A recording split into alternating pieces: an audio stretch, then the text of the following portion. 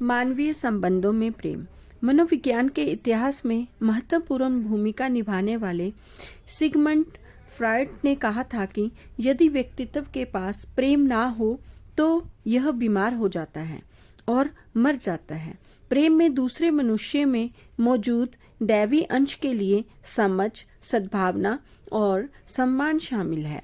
आप जितना ज़्यादा प्रेम और सद्भावना प्रवाहित करेंगे उतना ही ज़्यादा आपके पास लौटकर आएगा।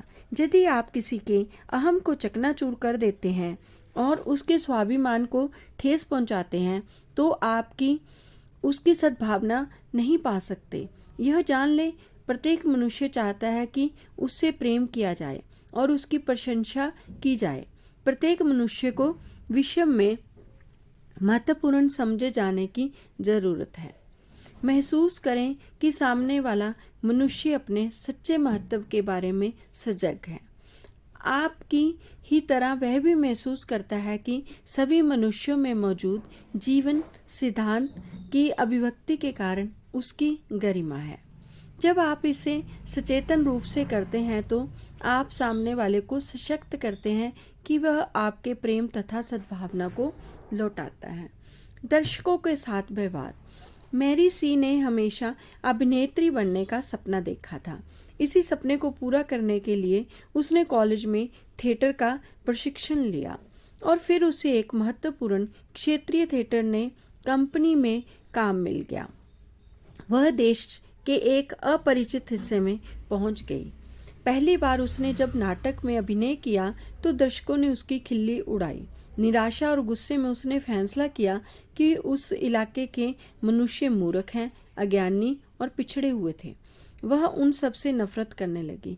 कई दुखद अनुभवों के बाद उसे उस कंपनी से निकाल दिया गया। वह उस पुराने इलाके में लौट आई जहां वह पली और बड़ी थी। उसने थिएटर छोड़कर वेटर का काम शुरू कर दिया। एक दिन उसने लेक्चर सुना था कि अपने साथ अच्छे से कैसे रहें। इस भाषण ने तो उसकी जिंदगी ही बदल दी। वह जान गई कि उसने क्षेत्रीय कंपनी के अपने शुरुआती अनुभव में अति प्रतिक्रिया की थी। उसने खुद के सामने स्वीकार किया था कि उसका पहला नाटक अच्छा नहीं था और नहीं होने के कारण शायद वे अपना सबसे अच्छा प्रदर्शन नहीं कर पाई थी। दोष दर्शकों का नहीं था बल्कि उसके तरीके का था जिससे उसने उनकी प्रतिक्रिया को स्वीकार किया, क्योंकि उसने उनकी नकारात्मक ऊर्जा को उनकी ओर वापस भेज दिया था। मैरी ने मंच पर लौटने और अभिनेत्री बनने का सपना साकार करने का फैसला किया। वह सच्चे मन से दर्शकों और अपने लिए प्रार्थना करती रही। उसने प्रत्येक रात मंच पर जाने से पहले प्रेम और सद्भावना उड़ेल ली। उसने यह दावा करने की आदत डाल ली कि ईश्वर की शांति सभी मौजूद लोगों के हृदय में प्रवाहित हो रही है। वह प्रेरित हो चुके हैं।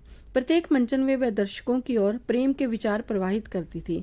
आज थिएटर में वह एक महत्वपूर्ण मुकाम पर पहुंच चुकी है। वे अपनी सद्भावना और आत्मसम्मान दूसरों की ओर संप्रेषित करती है और वे भी ऐसे ही उत्तर देते हैं। मुश्किल में संभलना। विश्व में कुछ मनुष्य जटिल होते हैं। वे ऐंठे हुए और मानसिक रूप से विकृत होते हैं। कई मानसिक अपराधी हैं जो विवादशील, असहयोगी, झगड़ालू, दोषदर्शी और जीवन पर बदनुमा दाग बन चुके हैं। वे मनोवैज्ञानिक रूप से बीमार हैं। उनके मस्तिष्क विकृत और बेडौल हो गए हैं, शायद अतीत में मिले अनुभवों के कारण। यदि ऐसा किसी मनुष्य से आपका पाला पड़े तो आप क्या करें? प्रलोभन यह है कि आप उनकी नकारात्मक ऊर्जा को नापसंदगी के रूप में उन्हीं की ओर लौटा दें, लेकिन ऐसा करने के लिए आपको पहले उनकी नकारात्मकता को अपने अंदर उतारना होगा और सारे बुरे प्रभावों को ग्रहण करना होगा। इसकी बजाय बुराई के बदले भलाई देने की कोशिश करें। इससे एक ढाल बनती है जो उनके मुश्किल और अप्रिय नजरियों से आप पर प्रभाव नहीं पड़ने देती। आपकी करुणा और समझ के भाव उन्हें बदलने की प्रक्रिया को भी गतिमान कर देंगे। दुख में भावनात्मक जुड़ाव। आप देखते होंगे कि अधिकतर लोग नफरत, कुंठा और विकृत से भरे होते हैं। उनकी असीमित बुद्धिमत्ता से तालमेल नहीं होता। इस प्रकार के व्यक्ति शांत, खुश और सुखी लोगों से द्वेष करते हैं। आमतौर पर उन्हीं की आलोचना करते हैं, निंदा करते हैं और बुराई करते हैं जो उसके प्रति बहुत अच्छे और दयालु होते हैं। उसका विचार है कि जब मैं इतना दुखी हूँ तो वे इतने खुश क्यों हैं। वे उन्हें नीचे घसीटकर अपने स्तर तक लाना चाहते हैं। पुरानी कहावत अभी भी सच है, दुखी मनुष्य साथ पसंद करते हैं। जब आप समझ लेते हैं तो आप अविचलित, शांत और उदासीन रह सकते हैं। टी नाम एक आदमी ने लंदन में मेरे कई भाषण सुने थे, लेखक बता रहे हैं। उसने इस बारे में मुझे अपने अनुभव बताए। वह एक स्वैच्छिक संगठन में सक्रिय हो गया था, आसपास के इलाके को सुंदर बनाने को लेकर चिंतित था। अधिकांश स्वयंसेवक बगीचा लगाने, खराब इलाकों को साफ करने, खंडर इमारतों को सुधारने के काम में सचमुच रुचि लेते थे। बहरहाल एक व्यक्ति दूसरे के प्रत्येक प्रस्ताव का विरोध करता था। यही नहीं, वह लगातार दूसरों के उद्देश्यों पर हमला भी करता रहता था। वह समूह की बैठकों को इतना अप्रिय बना देता था कि इसके सदस्यों की संख्या भी घटने लगी थी। कुछ अन्य सदस्य ब्रूस के पास आए और उन्होंने सुझाव दिया कि वे मिलकर उस चिड़चिड़े व्यक्ति को संगठन से बाहर निकाल देंगे। वो उनके साथ इस योजना में शामिल होने ही वाला था कि तभी उसे महसूस हुआ कि ऐसा करना तो उस मनुष्य के अंदर खराब नजरिए को बढ़ाना होगा। इसकी बजाय वह कल्पना करने लगा कि वह व्यक्ति समूह का खुशनुमा सहयोगी सदस्य बन रहा है। प्रत्येक मीटिंग से पहले ब्रूस एक कोने में जाकर दोहराता था कि मैं अपने अंदर सद्भाव और शांति के सिद्धांत के सच्चे सामंजस्य में सोचता बोलता कि क्या काम करता हूँ। हमारे संगठन के सदस्य दैवी विधान में दयालुता और उद्देश्य के साथ काम करते हैं। कोई मतभेद, कोई अप्रियता नहीं है। रचनात्मक ज्ञान हम सभी के कार्यों में नेतृत्व, नियंत्रण और मार्गदर्शन दे रहा है। जिस आदमी ने इतनी सारी मुश्किलें पैदा की थी, उसने कुछ सप्ताह बाद एक प्रस्ताव रखा। उसने इसे इतने अच्छे और सहयोगी ढंग से रखा कि उसे पूरे संगठन की सहमति मिल गई। इससे वे लोग भी शामिल थे जो उसे बाहर निकालना चाहते थे। प्राणानुभूति का अभ्यास। बहुत साल पहले एलसीओ नामक एक युवती लेखक से मिलने आई। लंबे समय से ऑफिस की एक युवती उससे नफरत करती थी क्योंकि दूसरी युवती उससे ज्यादा सुंदर और खुश और समृद्ध थी।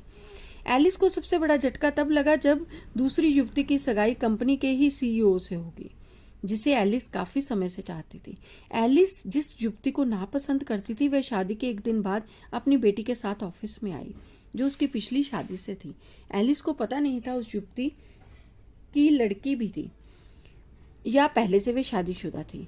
जन्मजात समस्या के कारण उस युवती की लड़की के पैरों में स्टील की प्लेट थी।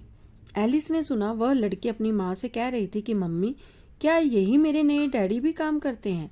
मैं इस जगह से प्यार करती हूँ क्योंकि ये उन लोगों से भरी है जिनसे मैं प्यार करती हूँ। मेरा दिल अचानक उस लड़की पर आ गया। एलिस ने मुझे बताया, मैं जानती थी कि वह कितनी खुश महसूस कर रही होगी। मुझे एक झलक दिखी